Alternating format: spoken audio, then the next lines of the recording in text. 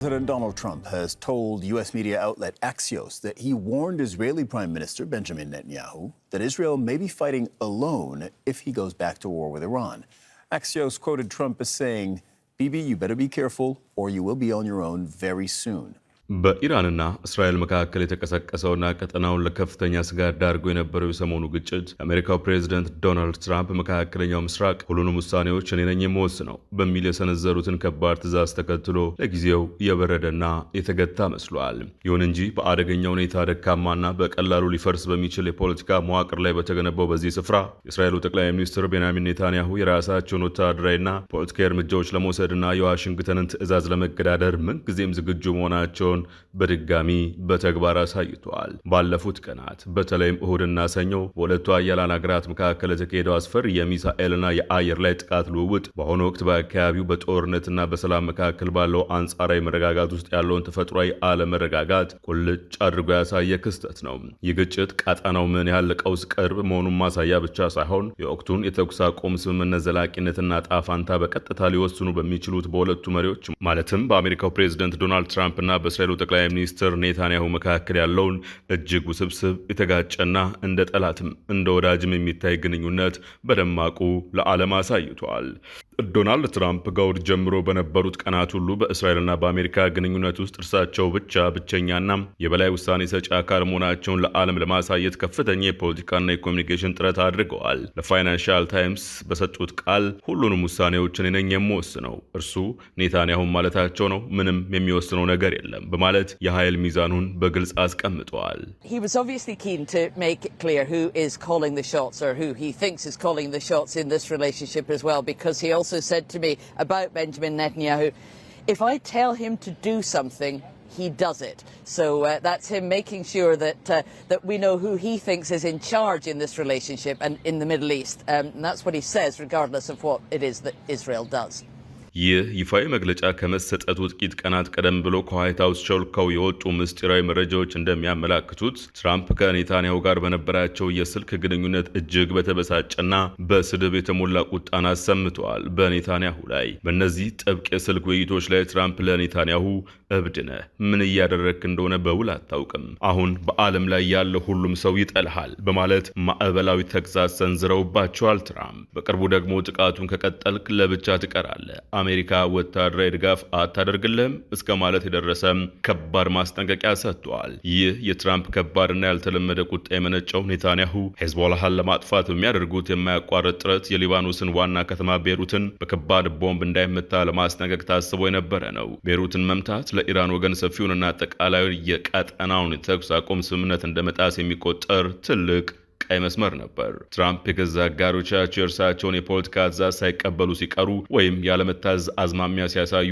እነርሱን በሕዝብ ፊት ማዋረድና ማሸማቀቅን ዘወትር እንደ ዋነኛ የዲፕሎማሲ መሳሪያ ይጠቀሙበታል። ሆኖም ግን ይህ በኔታንያሁ ላይ የተጠቀሙበት ጠንካራ ስልት ያገለገለውና የሰራው ከአንድ ሳምንት ላነሰ ጊዜ ውስጥ ብቻ ነበር። በሊባኖስ ውስጥ በነበረው ውጊያ ላይ በርካታ የእስራኤል ወታደሮች መገደላቸውን ተከትሎ ጠቅላይ ሚኒስትር ቤንያሚን ኔታንያሁ የትራምፕን ቀይ መስመር በመጣስ እሁድ ዕለት በደቡባዊ ቤይሩት በሚገኘውና የሄዝቦላ ዋና ምሽግ እንደሆነ በሚነገርለት የዳህየህ ወረዳ ላይ ከባድ የቦምብ ናዳ እንዲወርድ ትዕዛዝ ሰጥቷል። ይህ የእስራኤል ገዳይ ጥቃት በቴህራን በኩል ከፍተኛ ቁጣን ቀስቅሷል። ወዲያውኑ በምላሹ እስራኤልን ቀጥታ ኢላማ ያደረገና ከኢራን ምድር የተተኮሰ መጠነ ሰፊ የባሊስቲክ ሚሳኤል ሩምታ አስከትሏል። እስራኤል ወደ እሷ አየር ክልል የገቡትን የኢራን ሚሳኤሎች በአየር መከላከያ ስርዓቱ አማካይነት ማክሸፍ ብትችልም ፕሬዚዳንት ዶናልድ ትራምፕ ሁኔታው ይበልጥ እንዳይባባስና አዲስ የአጸፋ እርምጃ እንዳይወሰድ በከፍተኛ ሁኔታ ቢወተውቱም ኔታንያሁ ግን የአሜሪካን ጥያቄ ውድቅ በማድረግ ተመሳሳይ ምላሽ በኢራን ላይ እንዲሰጥ አዟል። በዚህም መሰረት ሰኞ ማለዳ ላይ የእስራኤል አየር ኃይልና ሚሳኤሎች በኢራን ግዛት ውስጥ ባሉ ስልታዊ ወታደራዊና ኢኮኖሚያዊ ኢላማዎች ላይ ጥቃት ሰንዝረዋል። በዚህ ጥቃት የእስራኤል ጦር የኢራንን አየር መከላከያ ስርዓቶችና የአንድ ትልቅ የፔትሮኬሚካል ፋብሪካን መጥቷል። ኢራን ደግሞ በበኩሏ በሃይፋ ወደብ ከተማ የሚገኝ ተመሳሳይ የኢንዱስትሪ ተቋምን በመምታትና ሁለት ዋና ዋና የእስራኤል አየር ማረፊያዎችን ኢላማ በማድረግ ፈጣን ያጸፋ ምላሽ ሰጥታለች። በዚህ የሰኞ ውጊያ የተተኮሱት አብዛኞቹ ሚሳኤሎች በተያዘው የዌስት ባንክ ሰማይ ላይ የከሸፉ ሲሆን እንደ ድል ሆኖ በሁለቱም ወገን የተመዘገበ ይፋዊ የሰው ሕይወት መጥፋት አልነበረም። ይህ የጥቃት ልውውጥ እስከ ሰኞ ጠዋት ከተቀጠለ በኋላ ትራምፕ የተኩስ አቁሙ ወደ መስመር መመለሱን በዓለም ፊት ለማወጅ እንዲችሉ ሁለቱም ወገኖች ጊዜያዊ ተኩስ አቁም አወጁ። ይሁን እንጂ የመጨረሻ ስምምነት ላይ እስኪደረስ ድረስ በስትራቴጂካዊ የሆርሙዝ ወሽመጥ ላይ የተጣለው የባህር ላይ እገዳ እንደቀጠለ መሆኑ ተሰምቷል። ዶናልድ ትራምፕና ቤንያሚን ኔታንያሁ በጋራ በመሆን በኢራን ላይ ጦርነት የጀመሩት የካቲት 28 የነበረ ቢሆንም ይህ ጥምረታቸው በጥቂት ቀናት ውስጥ ግን ስንጥቃትን አሳይቷል። ምክንያቱም እስራኤላውያን ለትራምፕ ቃል ገብተውላቸው የነበረውን ፈጣን ድልና የቴህራን ገዢ አካል መለወጥ በቀላሉ የማይሳካና የማይታይ መሆኑ በግልጽ በታወቀ ጊዜ ሁለቱ መሪዎች ከአንድ መስመር ወጡ። ከዚያን ጊዜ ጀምሮ የእርሳቸውና የኔታንያሁ ፖለቲካዊ ጥቅሞች ወደ ተቃራኒ አቅጣጫዎች እየተጓዙ ናቸው። ትራምፕ ትሩዝ ሶሻል በተሰኘ ማህበራዊ ድረገጻቸው ላይ ነገሮች በፍጥነት መራመድ አለባቸው ሲሉ በየቀኑ ቃል ይገባሉ። ይሁን እንጂ ይህ ላለፉት 2 ወራት ደጋግመው የሰጡት ማረጋገጫ በአሁኑ ወቅት በዓለም አቀፍ የነዳጅ ዋጋ ገበያ ላይ ያለው የማስፈራራት ተጽዕኖ እያሽቆለቆለ ነው። ኢራን የሆርሙዝ ወሽመጥን በከፊል ከዘጋች በኋላ በዓለም ገበያ ላይ የነዳጅ ዋጋ መናርና የኬሚካል ምርቶች ፍሰት መቋረጥ ለትራምፕ አስተዳደር ከባድ የውስጥ ፖለቲካ ስጋት ሆኖባቸዋል። በአሜሪካ በኩል ያለው የምርጫ ጫና ትራምፕን ወደ ሰላም ሲገፋ እስራኤል ያለው የምርጫ ግፊት ደግሞ ኔታንያሁን ወደ ተቃራኒው የጦርነት አቅጣጫ ያማትራል። ኔታንያሁ በአሁኑ ወቅት በሀገር ውስጥ የፖለቲካ ማዕበል ውስጥ ያሉ ሲሆን መጪው ምርጫ እስከ ጥቅምት መጨረሻ ድረስ መደረግ አለበት። አሁን ባለው የህዝብ አስተያየት ደረጃ የኔታንያሁ ገዢ ጥምረት በዚህ ምርጫ ከተወዳደረ ከባድ ሽንፈት እንደሚገጥመው ግልጽ መሆኑን ያመላክታሉ። ያለፉት 3 ዓመታት እስራኤል በቀጣናው ላይ የቦምብ ናዳ ብታወርድም ኔታንያሁ ለህዝባቸው የገቡትን ዋና ቃል ማሳካት አልቻሉም። ይህም የእስራኤል ዋና ጠላቶች የሆኑትን ኢራንን፣ በሊባኖስ የሚገኘውን ሄዝቦላህን እና በጋዛ ያለውን ሐማስን ሙሉ በሙሉ የማዳከምና የማጥፋት እቅድ ነው። ኔታንያሁ የፖለቲካ መክንዮ የሚነግራቸው ስልጣን ላይ ለመቆየት የግድ በቴህራን ያለው የገዢ አካል እንዲፈርስ የመሰለ ትልቅና ታሪካዊ ወታደራዊ ስኬት ማምጣት እንዳለባቸው ብቻ ነው። ከዚህም በተጨማሪም በአገር ውስጥ ያላቸውን ስልጣን ለማቆየት የሚደገፉባቸው የእስራኤል ቀኝ አክራሪ ፓርቲዎች ቀጣይነት ያለው ድጋፍ ለማረጋገጥ ኔታንያሁ አልፎ አልፎ ለአሜሪካና ለትራምፕ ትዕዛዝ እንደማይገዙና ራሳቸውን ችለው በሁለት እግራቸው ቆመው ይህንን ባለብዙ ግንባር ዘመቻ እንደሚያካሂዱ ማሳየት አለባቸው። ሆኖም ግን የትኛውም የእስራኤል መሪ የአገሪቱ ዋና የደህንነትና የወታደራዊ መሳሪያ ዋስትና ከሆነችው ከዋሽንግተን ጋር ድልድዮችን ሙሉ በሙሉ ማፍረስ እንደማይችል ያውቃል። ይህ ሁኔታ ኔታንያሁ በጥንቃቄና በስጋት ሊረግጡት የሚገባ እጅግ ስስ መስመር ፈጥሮባቸዋል። ትራምፕ በኢራን ላይ በሚሰነዘረው ጥቃት በቀጥታ እንዲሳተፉና የአሜሪካን ወታደራዊ ጡንቻ እንዲያበድሩ ማሳመን በኔታንያሁ ፖለቲካ ሕይወት ውስጥ የተመዘገበ ትልቅ ድል ተደርጎ ይቆጠር ነበር። ይሁን እንጂ ያ ታላቅ ስኬት አሁን በዓይናቸው ፊት እየፈረሰ ይገኛል። በአሁኑ ወቅት በአሜሪካና በኢራን መካከል የሚደረገው የሰላም ስምምነት ድርድር ያለምንም የእስራኤል ተሳትፎና ተወካይ እየተከናወነ ነው። አሁን እየወጡ ባሉ ምስጢራዊ መረጃዎች መሰረት ደግሞ ይህ እየተዘጋጀ ያለው ስምምነት የቴህራንን እስላማዊ ገዢ አካል በስልጣን ላይ የሚያቆይ እንዲሁም የተገደበ ቢሆንም የቀጠለ የኒውክሌር ፕሮግራም እንዲኖረው የሚፈቅድ ነው። ከዚህም በላይ በኢራን ግትር አቋምና ጥያቄ መሰረት ማንኛውም የሚደረስ ስምምነት እስራኤል በሊባኖስ ከሚገኘው የሄዝቦላ ድርጅት ጋር በምታደርገው ወታደራዊ ግንኙነት ላይ እጆቿን ሙሉ በሙሉ የሚያስርና ያጸፋ ጥቃት እንዳትሰነዝር የሚያደርግ ነው። ስለዚህ ለኔታንያሁ የፖለቲካ ህልውናና ቀጣይነት ያለው ብቸኛውና ምርጡ አማራጭ በአሁኑ ወቅት የተደረገ ያለው የአሜሪካ ኢራን የሰላም ንግግር እንዲከሽፍ ማድረግና አሜሪካን በድጋሚ ወደ መካከለኛው ምስራቅ ሙሉ ጦርነት ማስገባት ነው። ከሰኞ ጥቃት በኋላ በሁለቱም ወገኖች በኩል የወጡት ይፋ መግለጫዎች የውጥረቱን ትልቅ ጥልቅነት ያሳያሉ። ጠቅላይ ሚኒስትር ቤንያሚን ኔታንያሁ በቴሌቪዥን በተላለፈ መግለጫቸው ለትራምፕ እስራኤል ራሷን የመከላከል ሙሉ መብት አላት፣ እኛም ይህንን መብታችንን እንዳስፈላጊነቱ እየተጠቀምንበት ነው ማለታቸው ተሰምቷል። አከሉ በአሁኑ ወቅት በግንባር ያለው የተኩስ ልውውጥ ሊገታ የቻለው በቴህራን የሚገኘውን አሸባሪ ገዢ አካል በጥንቃቄ ከመታነው በኋላ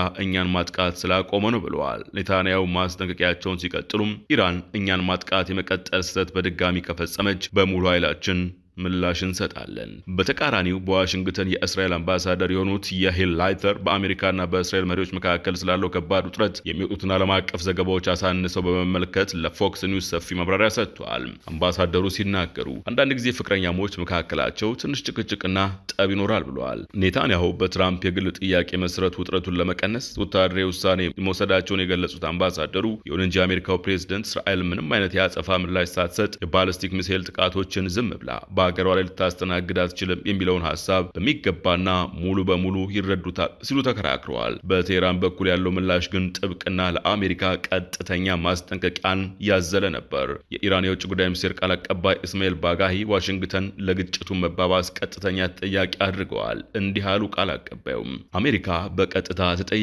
ናት፣ ምክንያቱም እነርሱ ራሳቸው የተኩስ አቁሙ ድርድር ዋና አካል ናቸውና።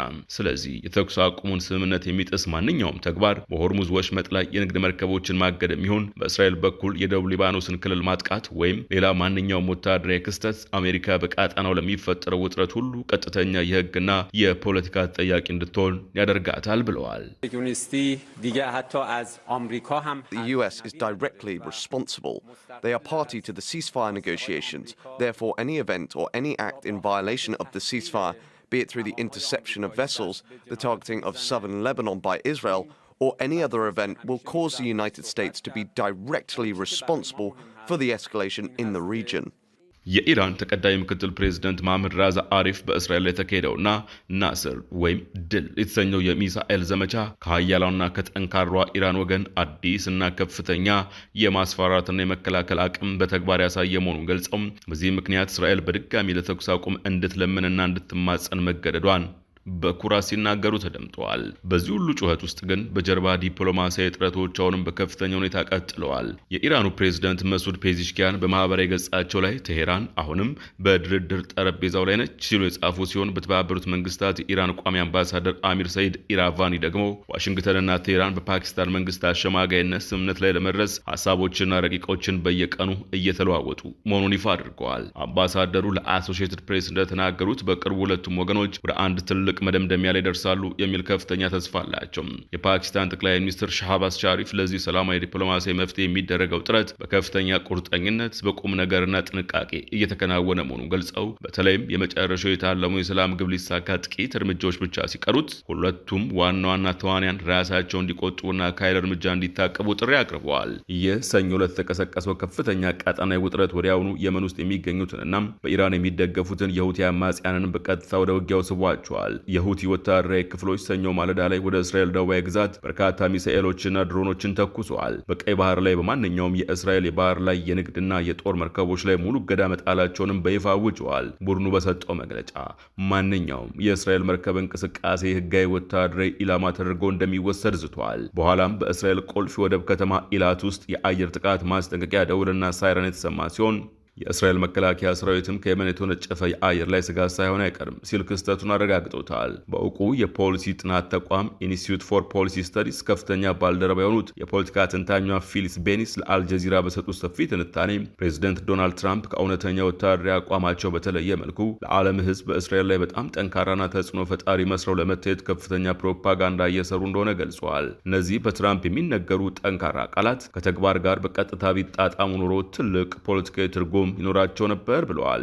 አክለውም ነገር ግን ዋይት ሀውስ በቢሊዮን የሚቆጠር ዶላር ጥሬ ገንዘብና ዘመናዊ ወታደራዊ እርዳታን በቀጥታ ለእስራኤል መከላከያ ሰራዊት ማስተላለፉን እስካላቆመ ድረስ እስራኤል በጋዛና በሊባኖስ የፈጸመችው ድርጊት በዓለም አቀፉ የፍትህ ፍርድ ቤት ወይም በዓለም አቀፉ የወንጀለኞች ፍርድ ቤት ጠያቂ እንዳትሆን አሜሪካ በቬቶ መብቷ ጠብቃ ማድረጓን እስካልተወች ድረስ እነዚህ የትራምፕ የማስፈራሪያ ቃላት የፖለቲካ ድራማ ከመሆን ባለፈ በመሬት ላይ ምንም አይነት እውነተኛ ትርጉምና ተጽዕኖ የላቸው ሲሉ በሳል ትችታቸውን ሰንዝረዋል።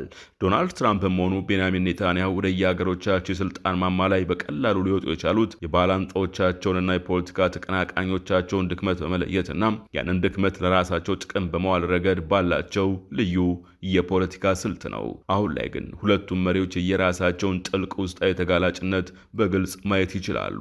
ይህንን ሁኔታ አስመልክቶ ትራምፕ ባለፈው ሳምንት በነበራቸው የስልክ ግጭት ላይ በኔታንያሁ ላይ በከፍተኛ ድምፅ እኔ ባልኖርና የአሜሪካ ጥበቃ ባልሰጥ ኑሮ አሁን በሀገር ፍርድ ቤት ተከሰ እስር ቤት ነበርክ ማለታቸው ይነገራል። ይህ ንግግር የሁለቱንም መሪዎች እውነተኛ የውስጥ ፍርሃት ቁልጭ አድርጎ ያሳያል። ሁለቱም መሪዎች በአሁኑ ወቅት በሀገራቸው ውስጥ በተሰባበሩ በተከፋፈሉና በከፍተኛ ሁኔታ በተቧደኑ የፖለቲካ መዋቅሮች ላይ ነው የተቀመጡት። ሁለቱም መሪዎች ስልጣናቸውን ካጡ ወይም ከእጃቸው ካመለጣቸው በአገራቸው ሕግ መሰረት ከፍተኛ የሆነ የወንጀል ክስና ከባድ የእስር አደጋ ይጠብቃቸዋል። እስካሁን ባለው የዚህ ዓመት አስቸጋሪ የፖለቲካ ጉዞ ሁለቱ ዕድሜ ጠገብ መሪዎች ለሀገር ውስጥ የፖለቲካ ማጥቂያቸውና ለግል ህልውናቸው ዋነኛ መፍትሄ አድርገው ያገኙት ቀጠናውን ወደ ከባድ ጦርነት ውስጥ መክተትን ነበር። ነገር ግን አሁን ባለው ነባራዊ ሁኔታ ሁለቱ መሪዎች ፍጹም የተለያየ አቋም ላይ ይገኛሉ።